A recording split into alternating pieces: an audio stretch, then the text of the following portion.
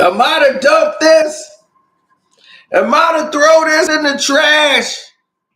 Am I to throw in my legacy of Kevin Durant and throw away the jersey?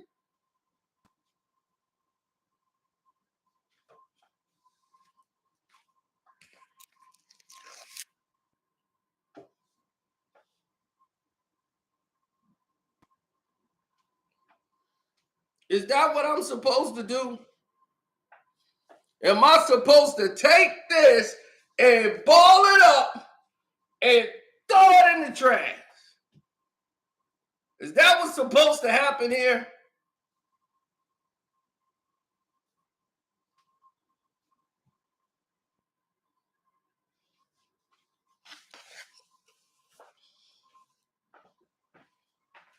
Is that what's supposed to happen, good people?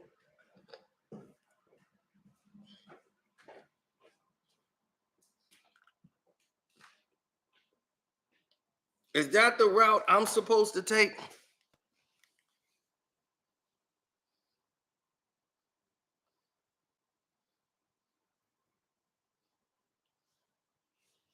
I'm supposed to throw in the towel.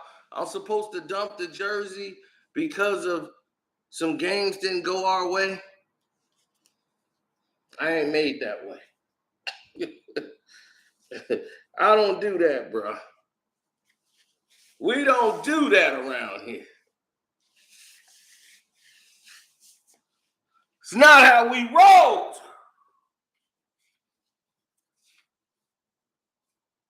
It's not how the casino moves. Now,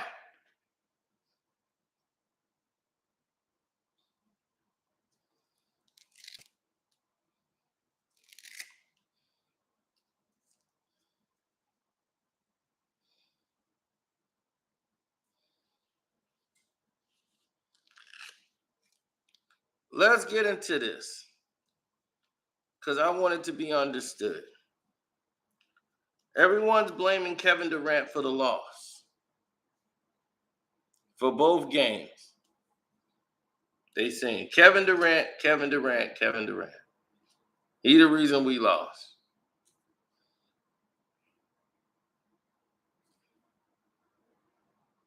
Do you even know what happened in the game? Would you like to know? Because we could tell you. We ain't got no problem in telling you what happened. Well, that's because they're coaching the D'Antoni system. D'Antoni system is normally a short rotation of players. Tonight was different than game one. They actually used about 9 to 10 guys. You saw a lot of guys in rotation come into the game. Like this game, Drummond was used the way he should have been used in game one. Uh, the problem is that the reason why they're scared to use Drummond is because on rotations, Drummond is basically, useless on rotations. And he's slow to them. And they have athletic big guys on Boston. Now, what makes Boston so difficult to guard is that they're spreading the ball around, something that they weren't doing in the beginning of the season. Now they're starting to trust guys. And what they do better than Brooklyn is that they know their personnel. They know their personnel better. They trust each other. They've been playing together longer. So they know who's going to do what, who wants to be in this position. Marcus Smart is going to be the general on the defensive end. Big Al has played with these guys before for years. So they have a lot of experience playing with each other. So they know what the other person likes to do and how to get out of each other's way.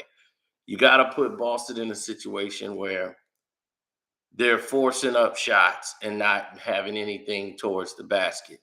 They're attacking Brooklyn where they're weak, and they're going right in the post, and they're going inside, outside. Now, in the second half, an adjustment was made because Brooklyn did not play a controlled game. And this is what I worried about with Brooklyn the entire time. I kept telling people, I said, we got to worry about this with Brooklyn. We can't we can't sit here and act as if. We can't act as if Brooklyn is just this team that's just going to win because they got Kyrie and Kevin Durant. Brooklyn has a problem.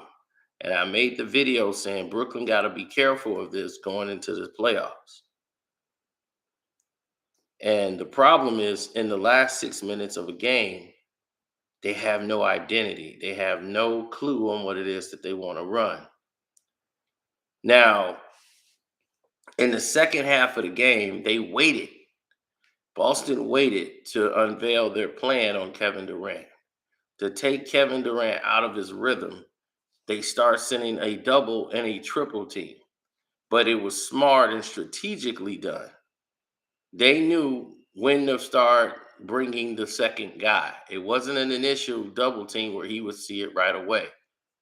It was different players that would come over and rotate and pull up on Kevin Durant right at the right moment when he's getting ready to make his move to knock him out of rhythm so he would have to distribute the ball or get the ball out of his hands.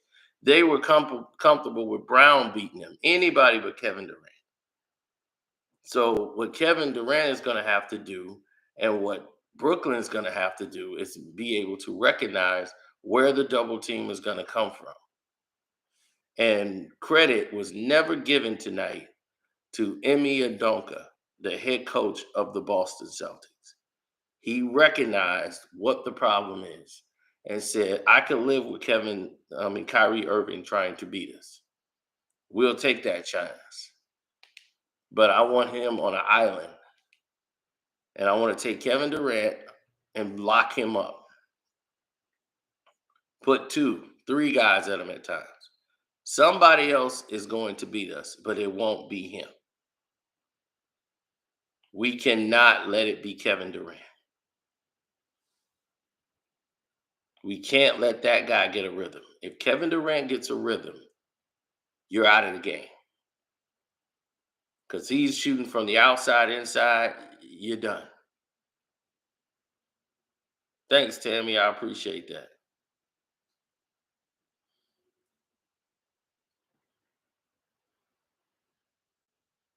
Uncle Frank in the house.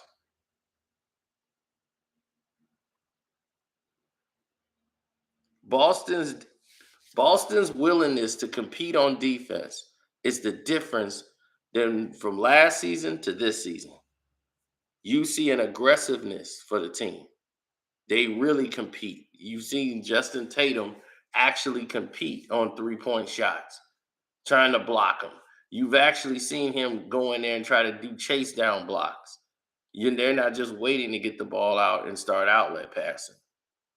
Now, they did get a lot of home cooking today. They got away with a lot of fouls because they're not giving Kyrie Irving fouls. I guess they still trying to punish Kyrie Irving. But that was clearly an offensive foul on Tatum shoving Kyrie Irving. Well, when Marcus Smart went down the lane and got the play. So, yeah, they did get jobbed on some calls down the stretch. But you got a heroic performance again by Brown. And Tatum, which allowed Tatum to do what he does. And basically, Marcus Smart, Boston is a garbage pail type of team. You have to dominate them early and kind of let them have the lead, and then they'll give up the game. They're like mirror image of each other. Brooklyn is a team that can't play ahead. If they're winning early in the game, they're gonna lose. They're a team that need to be trailing and come back and win. Same thing with Boston. Boston got to be trailing to come back to win. That seemed to get them motivated. It's harder for teams like that to maintain a lead than it is to go ahead and do what they need to do and give it up.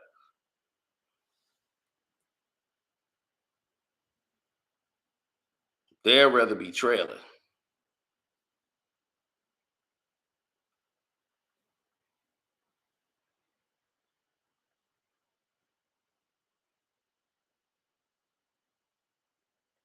For me, I think the meaning is different because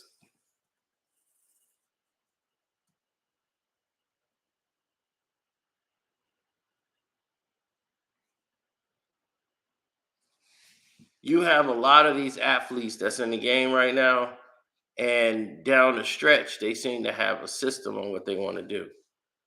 And I don't see that with Brooklyn at all.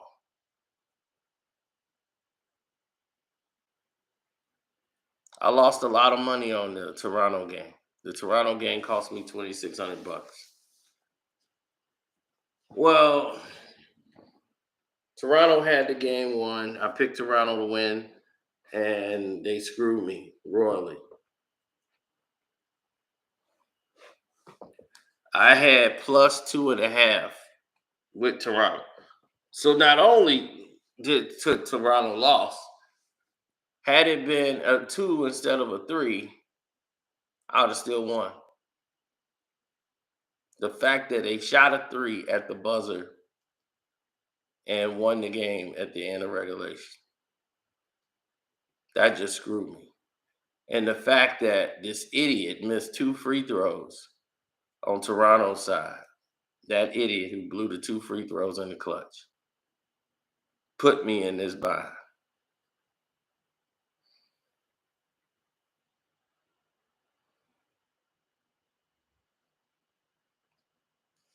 They'll make a change on what they want to do. They got to start doing to get Kevin Durant the ball where he wants.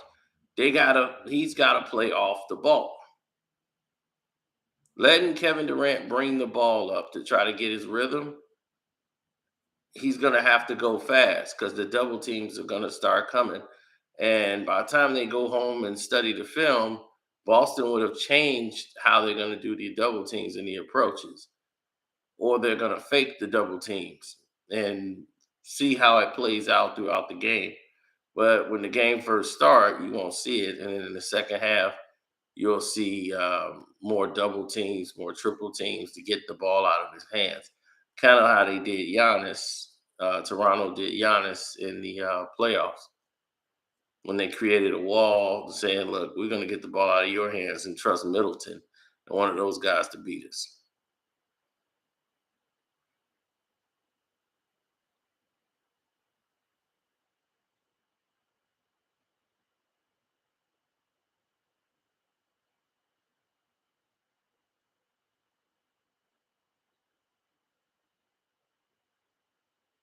I really don't know. It's kind of up in the air right now. It's a lot of things going on that don't kind of make sense.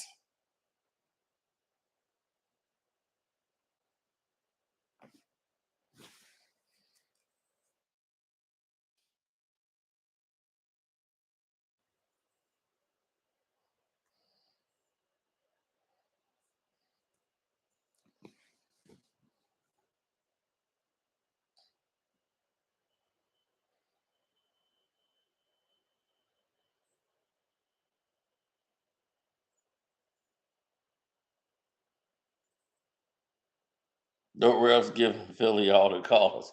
No, the problem thing with Philly is, I mean, they have no chance. They can't stop the big man. Siakam cannot guard Embiid, and he's going to get destroyed down there. He's a finesse guy. Nash is getting out coached. He's going to get out coached. Dan Tony's really coaching the game. He doesn't know substitution. I knew they was in trouble when Dragic was like one of the leading scorers in the first half. I said, okay, you got to what you got to get out of Dragic. Now you got to get him out of there because here's a problem that's going to happen, and you're going to run into.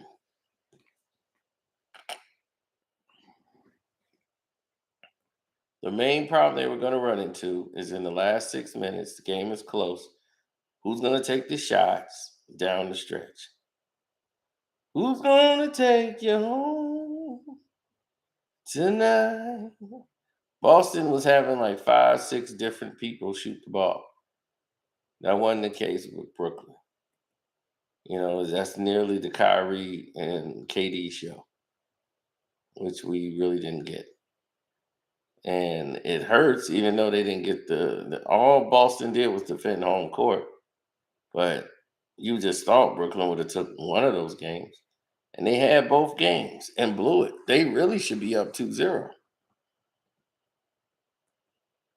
So now the pressure on the game 3 is huge for them.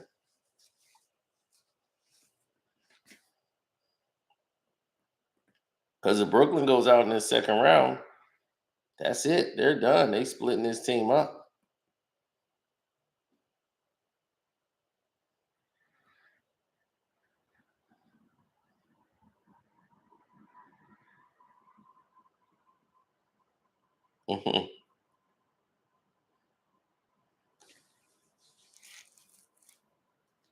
Yeah, tired, fatigue hitting in.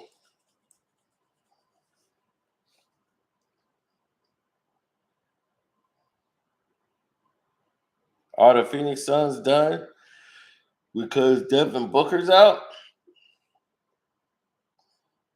They might win by even a bigger margin. That team is equipped to win games even without Devin Booker. Brandon Ingram plays his style of game, and they don't get in the way of it. And with the Pelicans, and if he gets started early, like they allowed, and that last game they just played, Brandon Ingram will destroy you.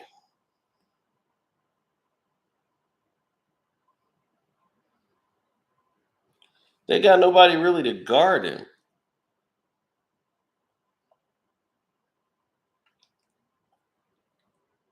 That's the problem. So in this next game, they're going to probably pay more attention to Brandon Ingram, as they should, and try to defend him and get him out of there. Because to me, they can't. He wants to be in the box. He wants to be in that short range jumpers. That's his game. So you're telling him don't shoot any more threes, just come on in to the post. And he's like, cool, I'll destroy you in the post.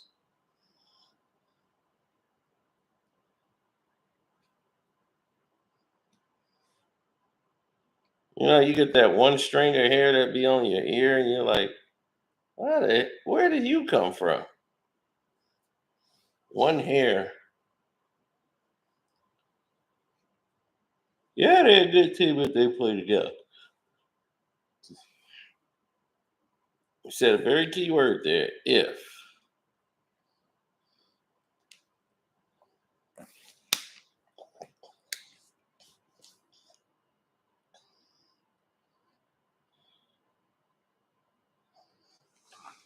Well, the Bucks got robbed tonight, but you don't have Bobby Portis, who got poked in the eye. He's out. And then now you got Middleton's out for a couple of days because of MCL sprain. So he's out.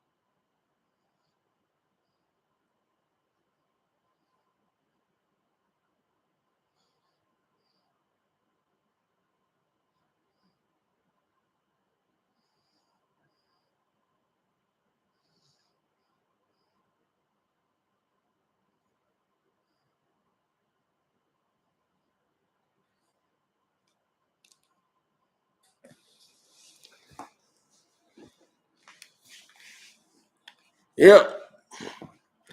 So I'm not going to fold and throw my jersey away because Brooklyn's going to come back and win. Probably win 4 straight. That game 5, 2-2 going back to Boston would be hectic. But you're looking at a 6-7 game series. But if you're Brooklyn, you want to get this over in 6. You don't want to have to go game 7 Game 7 in Boston. I don't think you want that.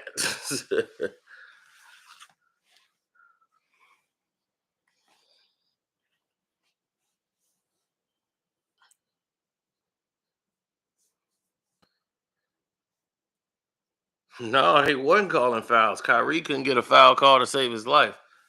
It's terrible.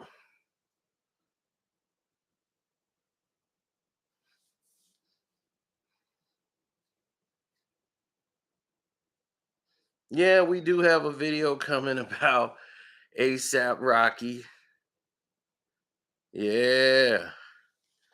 Yeah, I know people when I make that ASAP Rocky video with Rihanna, everybody had all the running their mouth. Oh, they had a lot to say.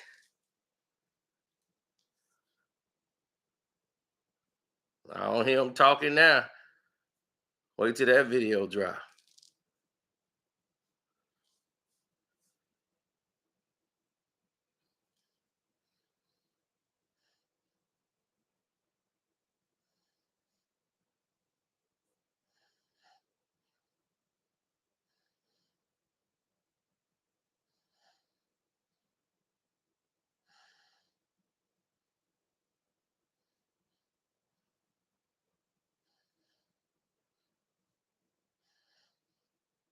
What's up, Felton?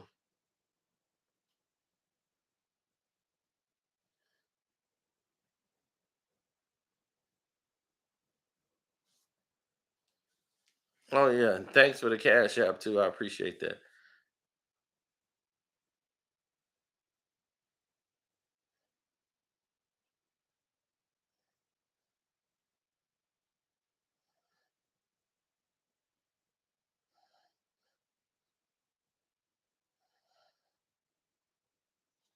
Steve Nash is not an effective coach. He's like a babysitter. Dan Tony don't want to be up taking all the blunts and everything else. But Stoudemire, Nash, and Dan Tony, they're running the Phoenix Suns system over in Brooklyn, which is basically run and gun. And that's why they lost tonight. Because instead of using the time clock on their side, they running down there rushing to throw up shots. And it's like, do you even understand what protecting the lead is about? Working the shot clock. People weren't doing that in the 90s, just to try to find the open man. They were trying to kill the clock, time of possession. All of that stuff matters. That's why, like, that's the most important stat on the stat sheet.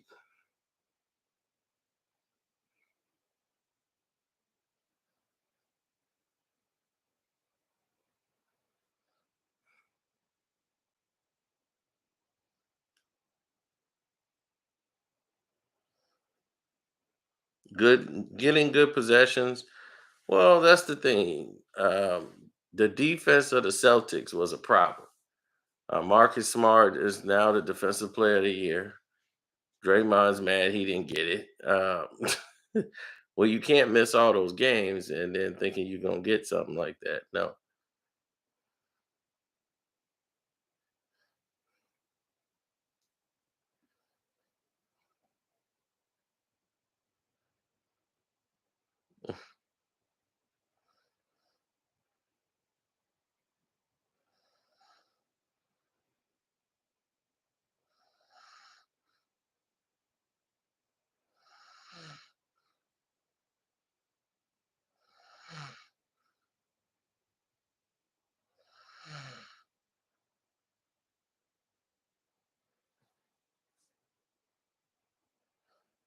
You don't like the charges they gave Marcus Smart. Oh,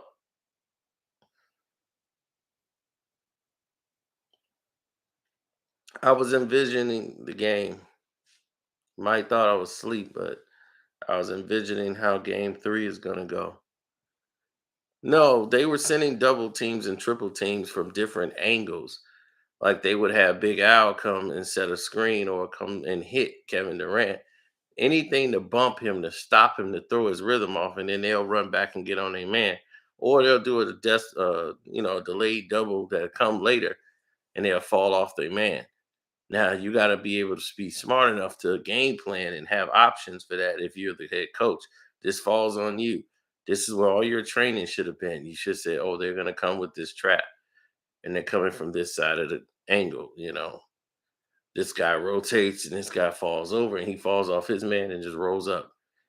Who's ever defending you, if they guy is falling in to try to come double, you better be going towards the basket. That's how you helping your teammate out in a double team. If you going towards the basket.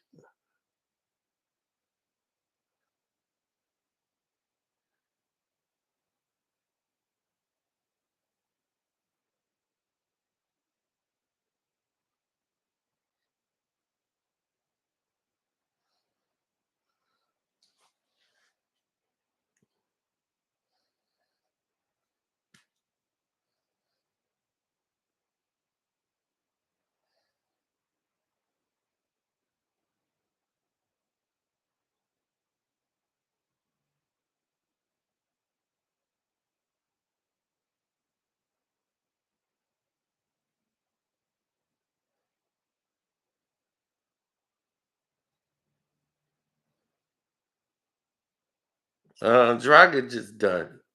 I knew he just fronting in the first half, but he's a good complimentary player down the stretch. But it's easy to play when you're behind.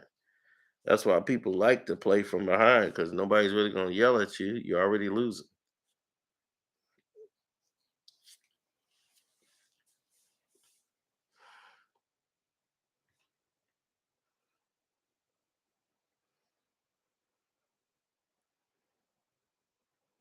Right.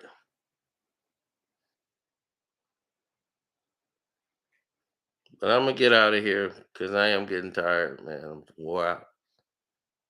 It's nap time.